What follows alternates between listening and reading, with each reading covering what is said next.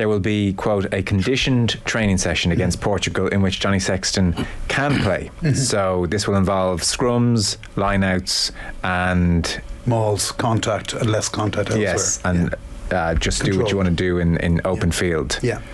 But it's not a match. No.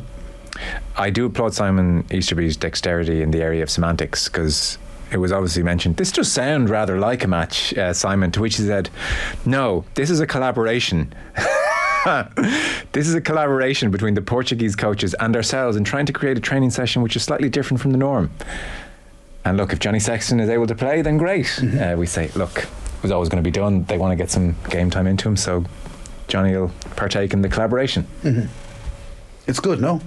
Yeah, I guess it's a sensible thing to do. To be fair, I would presume their own training sessions, if they went full contact, they could get those kind of minutes into Johnny Sexton. They do a lot of 15v15 stuff, Joe, and that's why they're so good at in first games in November windows, first games in Six Nations windows. Still, they have got a good track record in these lately because of the way they train. And it's quite obvious, I think. I don't know if you agree with me. We haven't talked about this, but from the way they trained, the way they played last Saturday, I got the distinct impression that, true to their word beforehand, there's been an awful lot more rugby-related ball in hand training conditioning than there was 4 years ago. Oh yeah, well that wouldn't be hard.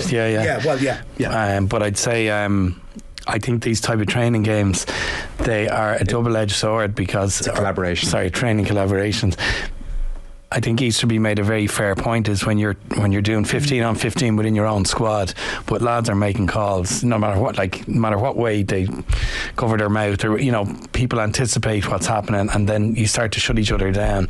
Whereas they go up against the Portuguese team in a controlled collaboration, in inverted commas, you're not necessarily, you're getting two teams with totally different setups, and there's scope for a slightly more realistic game-like situation. Because you get more unexpected stuff thrown at you. Guys with footwork that you don't expect, as opposed to footwork that but whatever. And having been involved in these, the reason I say double-edged sword is it only takes one hero, who wants to make a mark on, in the session, to show his own coaches he's up for it physically or whatever, and then suddenly it becomes an all-out match, and then people are going hard at it. And I've seen a number of these sessions and been a part of them in the time I had as a player.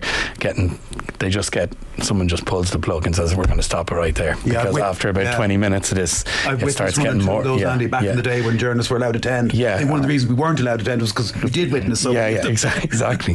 They can go a bit skew with as such, but I think it's a smart way around getting Johnny some contact training and meaningful stuff against an opposition player in the absence of his presence in the warm-ups.